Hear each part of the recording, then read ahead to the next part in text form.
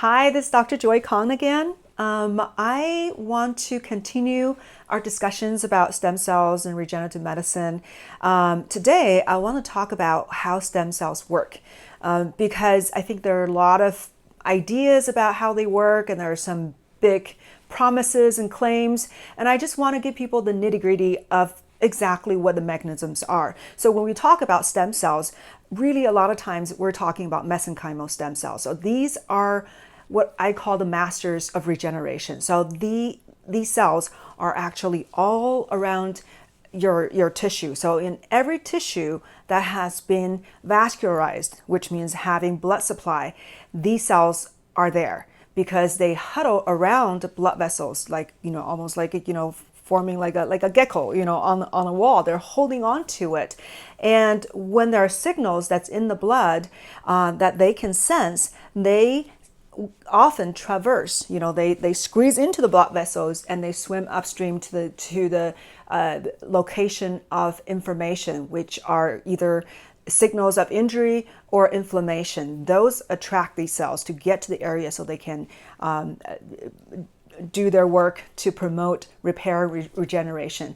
And when they're sitting along the blood vessels, they also kind of have their pulse on the local cells, including the local stem cells. So they talk with the stem cells all around them, and then they are sensing the signals from the blood. So this is kind of the general idea of what these cells are. And they have this role of conducting the symphony of regeneration because they're everywhere in your body. So even though they're called mesenchymal stem cells, there's still some, a lot of scientists are not liking the word stem cells very, very much, some clinicians, because they think that these are not in the typical sense stem cells, because their main function is not to differentiate into different cell types. Their main function is to coordinate this regeneration. So mesenchymal stem cells in the petri dish, they can be induced to form this cell of the lineage of the mesenchymal lineage, which means that they can be induced to form cells, muscle cells, bone or cartilage or fat. But when the mesenchymal stem cells is very young, they actually have been induced to form more cell types, including neurons. But anyhow, but their main function is to send out signals, is to tell your body to come and do the repair and talk to your local stem cells so they can differentiate and replace the tissue. So that particular function is what's called paracrine effect. So paracrine, as opposed to endocrine. Endocrine is when a molecule secreted into your blood and it has a global effect. Paracrine means in a local environment. So the cells send out signals to the local area so that the signals can induce changes in the smaller confines, smaller environment. So they can send out signals. So once they traverse into the blood vessels, they get to the local area of inflammation or injury, they can promote immune cells to come in to clean up the area and to mount a either inflammation, which is important for cleaning up problems, and then the anti-inflammatory part of the regenerative process. So they can talk with local cells and then have them to come in and do the rebuilding of the damaged tissue. So that's the paracrine effect. But there are many mechanisms of how these mesenchymal stem cells work. They're kind of the new golden boy in the field of regenerative medicine, because they are so crucial and they're able to do so many things. So what are some of the things they do besides this paracrine effect? So one thing that people talk about a lot, and one of the main mechanisms is anti-inflammatory effect. So they calm inflammation, and inflammation is a driving force of diseases, especially chronic diseases and aging. So there's a word coined inflammaging. So inflammation actually driving aging, and they're kind of hand in hand. They are together driving the aging process, and the aging process really is the prequel to disease. So even though you don't see the disease yet, but that's how diseases start. It's the deterioration of your system. And then the disease is the eventual outcome. So you can look at disease as a house. Let's say your body is as a house. The disease is really the house caught on fire. And then you see the smoke coming out when you're, looking from the outside. It's like, oh, okay, so there's symptoms, things are manifesting.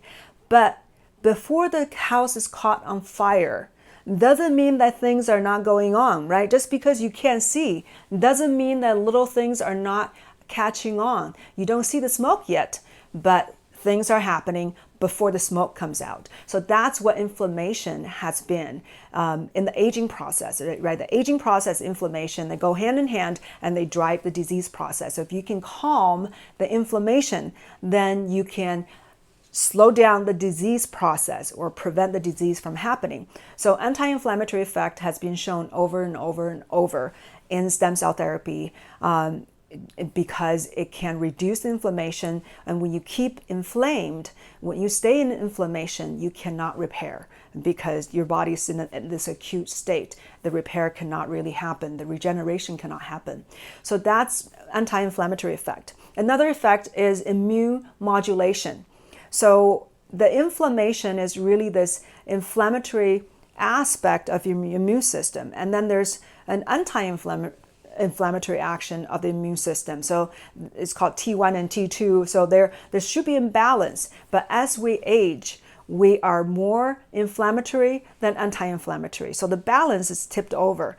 This is why when a person seems like in perfect health, a person's aging, but this older person looks like he's in perfect health. But guess what? If we check their inflammatory markers, their inflammation marker is higher. So it doesn't matter how nice and well-aged they are, they're still are going down the inflammatory path. And so if we can prevent that from happening, then we can bring back, the immune balance and dial back the inflammatory, bring it down, then we can keep the person in a more youthful state. So the stem cells has the ability to do that. And one of the major benefits that has been seen in research throughout the world is how it can help with autoimmune conditions, because they can, shift the balance, make somebody from this highly inflammatory state into the anti-inflammatory state. So that's the immune regulation aspect. And then there's some other really interesting benefits of stem cell therapy. For example, mesenchymal stem cells can actually promote angiogenesis. So angio, that's the blood, angiogenesis, blood vessel formation. So let's think about something, let's say a stroke. And if you can promote blood vessel formation, you can reestablish the blood flow, then you can nourish the tissue again, right? Or you have a damage somewhere and you can rebuild the tissue, but if you don't have adequate blood supply, the tissue is not going to survive very well. So the angiogenesis is another way that these cells can help the body repair. And then there's a property called anti-apoptotic. So apoptosis is the programmed cell death. That means there's a particular pathway. When the cells receive that inflammation, it will go down the death pathway. So it's going to just, spiral down, eventually leading to death. So when would that happen? Sometimes when the person has stroke, right? So the particular area of the brain has blood supply cut off. But the surrounding area, even though the blood supply has not been cut off, what happens is that the dead tissue can send out signals all of a sudden telling the neighboring tissue to die. So giving them the signals to tell them to go into apoptosis. So instead of just having this area that's, without blood supply that dies, the neighboring healthy tissue can start to die. So we don't want that, right? So that can happen with, mechanical injuries, with chemical injuries, radiation injuries. So the neighboring supposedly healthy cells that wasn't affected ended up dying. So stem cells can help protect that, can help basically say, you don't have to die, let me give you other signals, and can reverse the pathway. On the other hand, what's really interesting is that stem cells actually have the intelligence when it's tumor, when it's cancer cells, especially younger stem cells, have the ability to tell that these cells are abnormal and not good for the body. So they will actually send out signals to tell them to go on to apoptosis, to tell them to go on programmed cell death.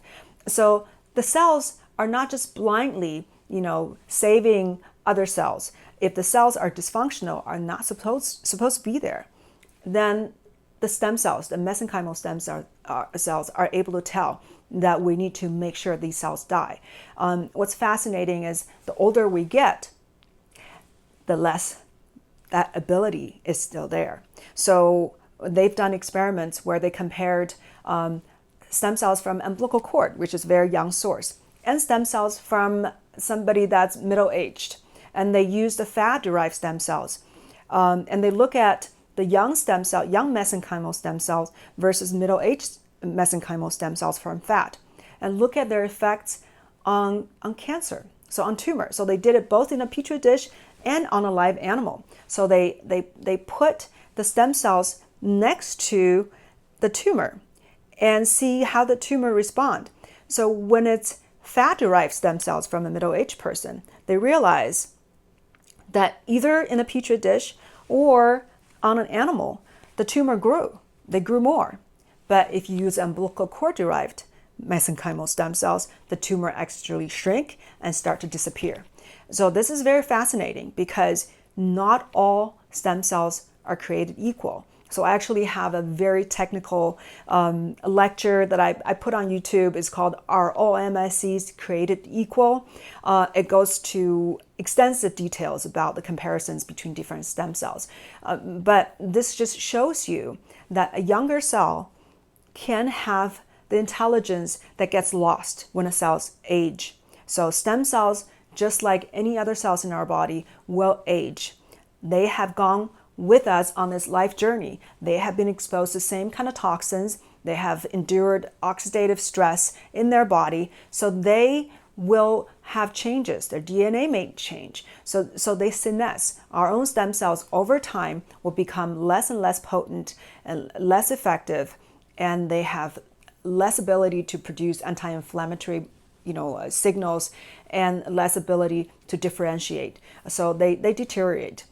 So that's the anti-cancer effect will get less and less as you age. And this could be another reason that we have higher and higher rate of cancer besides just the aging process, a change in cells.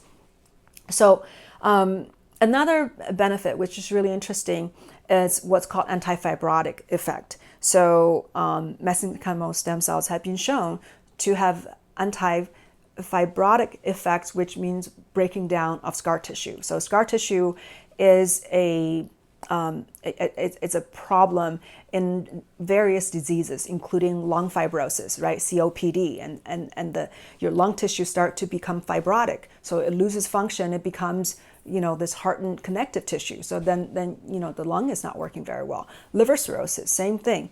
The fibrotic process starts to set in. Or some condition, this one condition called Peyronie's. So that's a condition of the curvature, abnormal curvature of the penis. And that's an inflammatory process. And that's because of plaque formation of the fibrosis. So the penis is curving. And the stem cells, and I have, treated patients with this condition. And with one injection, actually, the penis will straighten. And I've given treatment to people with liver cirrhosis and with COPD, and it has pretty incredible results. And part of it, I do believe, is the anti-fibrotic benefits. And then what's interesting is that these mesenchymal stem cells actually have direct antimicrobial benefits. So they can not only just boost your immune system to amplify their ability to fight infection. These mesenchymal stem cells have been found to directly secrete these antimicrobial peptides, so they can actually kill these microbes on their own. So that's pretty cool. And another thing I want to talk about stem cells is that these new fresh stem cells that's been transplanted, especially from the umbilical cord source, which I believe is the best source. Just, listen to my lecture, you will see, this is, backed by lots of scientific studies. So these are better source than an adult person's own fat or bone marrow. So these umbilical cord source stem cells, they also have fresh young mitochondria. And what's fascinating is that these cells will actually do what's called mitochondria transfer. So when these are transplanted into a person, and these cells actually have established, can establish microtubule bridge. So, connecting themselves with your own cells. And then the mitochondria actually can walk across the bridge into the new cell. They've caught this on electron microscopy. So this is pretty fascinating. So in a sense, you're getting a fresh new mitochondria supply. And we all know mitochondria is crucial in our health, and it has become a huge topic in healthcare, and how the decline of mitochondria is affecting everything in our body, because they are the engine of cells, right? If your cells don't have the energy to work, then it's sluggish, then nothing is going to be very good. So you're getting fresh new bursts of mitochondria. So you can imagine how that can revitalize a person's health. So all these are some of the mechanisms, and I just feel that there's a need for people to understand how profound these cells can help the human body.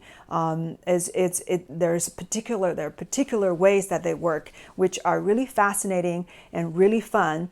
And I want to talk about how there are stages of repair from the cells. When somebody gets stem cell treatment, there are different stages of improvement.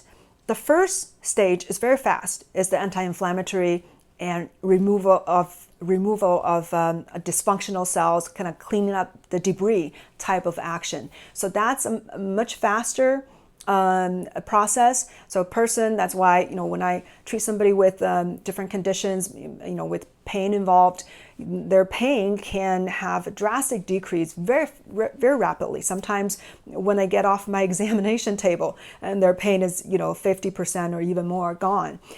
So that's the immediate response, and this, your immune system can come and start to break down the dysfunctional cells and remove them from the site.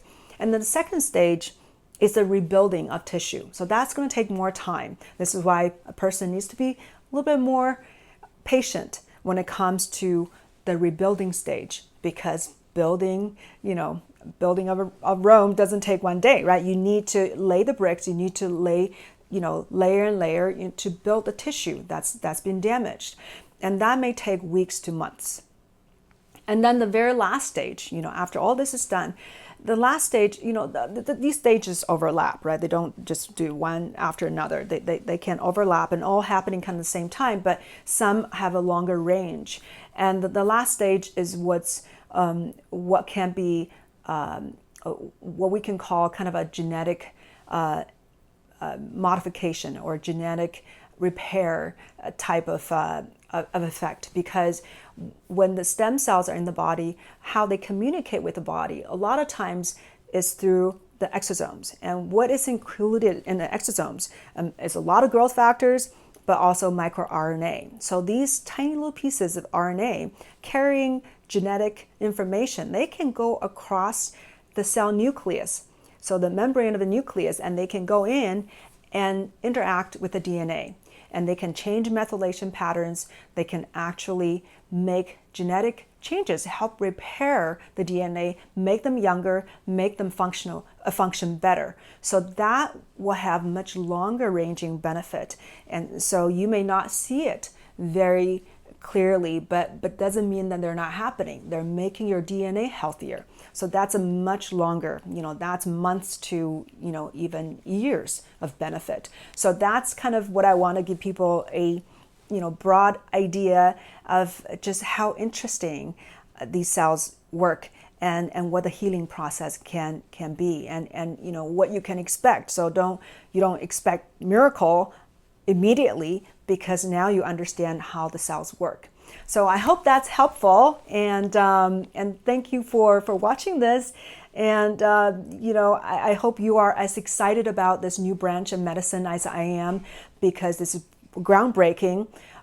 This is the first time in human history that we're utilizing the intelligence that created us to help us heal.